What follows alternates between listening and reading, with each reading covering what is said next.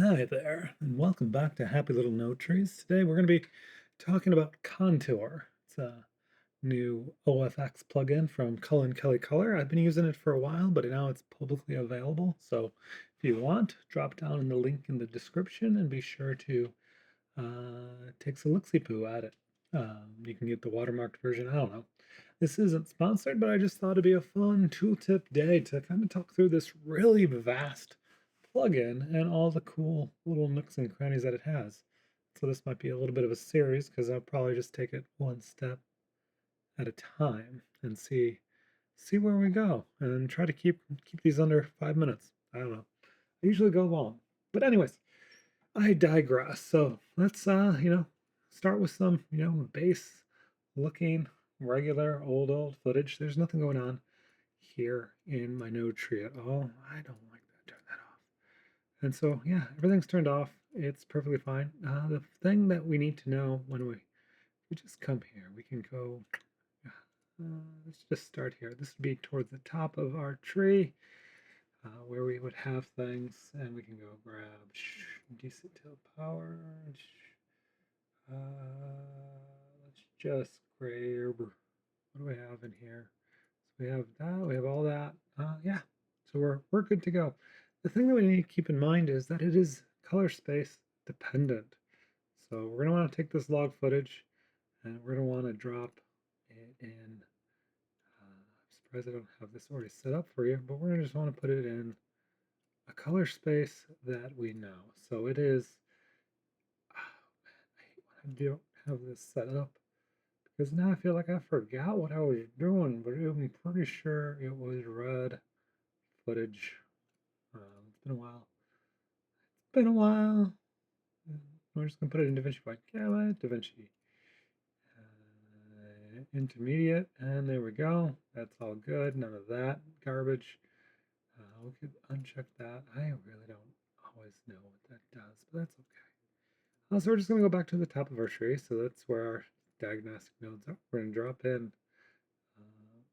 So when I say it's DRT dependent, it means that the choice we make for what we use, so this is JP2499 with its baseline stats. There's nothing going on here, but what it does, it's a DC tele. You can find the link in the description below. I use it a lot. It's very clean, and it takes the footage from DaVinci Wide Gamut to Rec 709 and does a pretty marvelous job right out of the gate. There's nothing really to worry about with this footage. It looks good and you could do a lot of work with it. And that's where contour comes in handy. But the thing is, if we just add a note here, just drop, blah, blah, we're just dropping things in left and right here. This is going to be our feeder.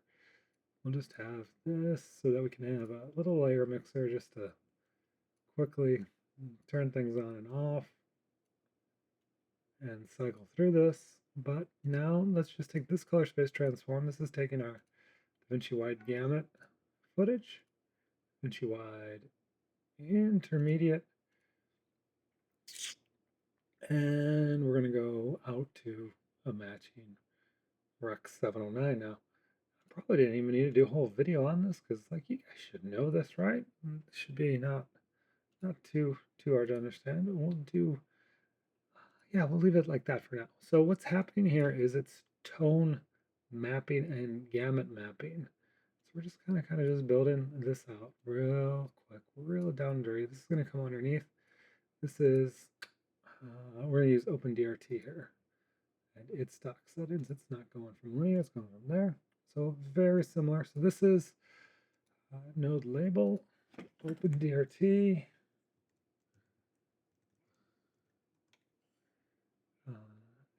So these are the three options that I use all the time. Now the thing we want to look at is what is going on when we are looking at our reference scopes. And yeah, it's a normal blase, oops, there we go. Blase, looking vector scope. Nothing to see there, but it's zoom in on that vector scope a little bit. So you can see like, yeah, there is what it's going on, what it's doing. I'm just trying to get my settings all set up. Sorry. So yeah, it's got its stuff going on, and that's the footage that we have. It's very clean, and we can take Contour, which has all these really great features, and plop it in here. And right now we have OpenDRT is the one that we have going, and yeah, just popping that contrast. This is the contrast curve. We're just kind of tweaking that contrast curve right there. Very nice, very easy. Bring up the black point, make it a little bit sharp, make it a little more filmic, and kind of just draw it how we want it and make it smooth. And there we have our vector scope, and it looks good. There's nothing wrong with this.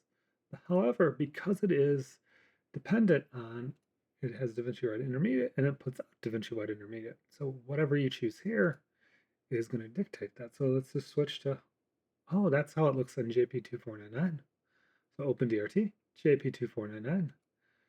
And if we turn this one off, this is back to the regular color space with Davinci Wide Gamut blending on.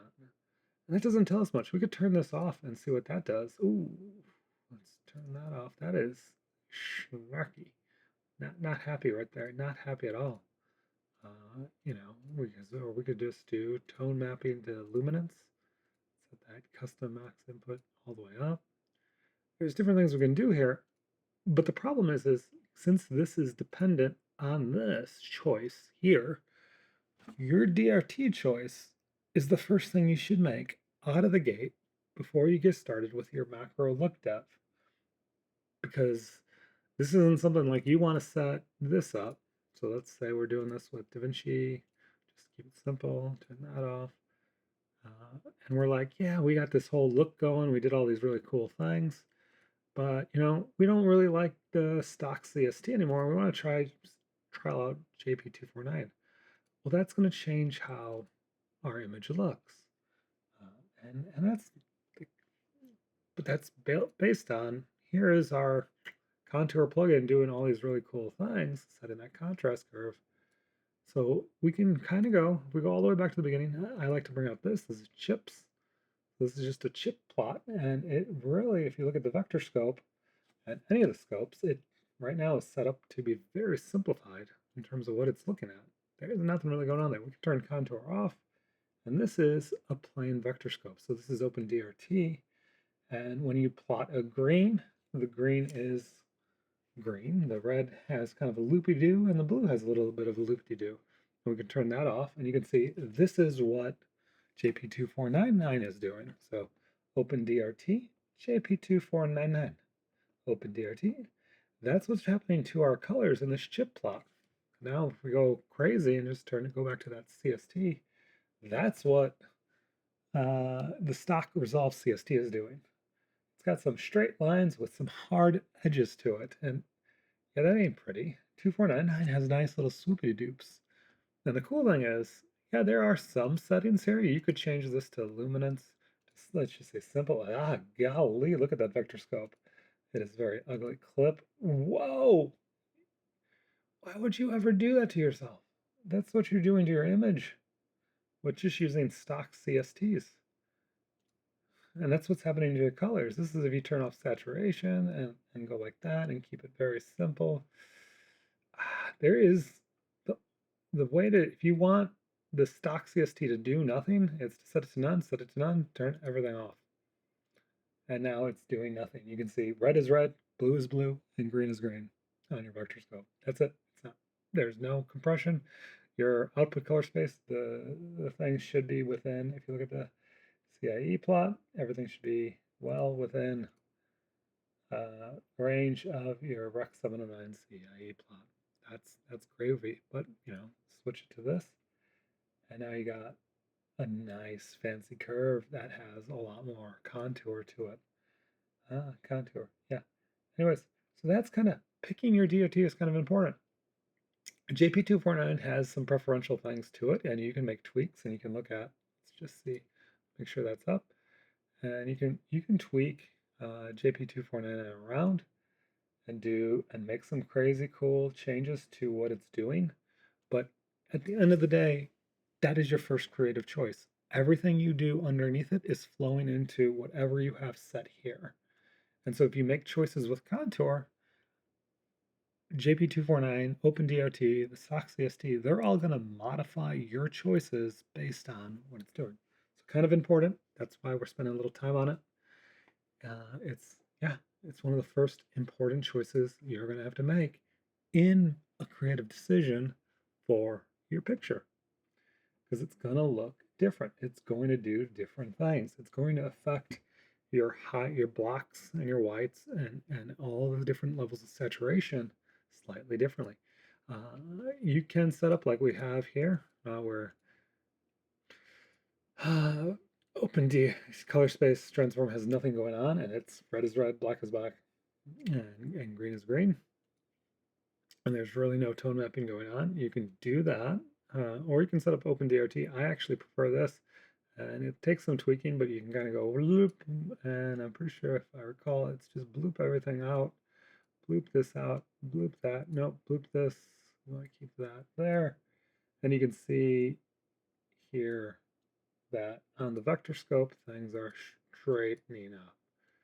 And it kind of looks like the stock CST, but if you look at the CIE plot down in the bottom right, you can see there is some stuff going on. Whereas with you don't have that gradation, you don't have that bleed off in the high end of the saturation as you do with OpenDRT. So I mean, preferentially, I would choose OpenDRT in this way if I didn't want my outgoing transform to Rec 709 to have any creative influence on the decisions I made with contour or anything below that. So just for the sake of argument, we're going to kind of stick with that and leave it there. And we're going to move on to talking about the first module of contour, and that is going to be in the next video. Kind of trying to break this up, keep this simple. I don't know. If I don't break it up, it's going to be a lot more long. Who wants to watch a long video of me just rambling on? You could probably jump out right now, but just remember your DRT choice is very important. In any case, hit like, subscribe, hit the next video, keep watching, and we'll talk about contour. And now that we got the basics out of the way.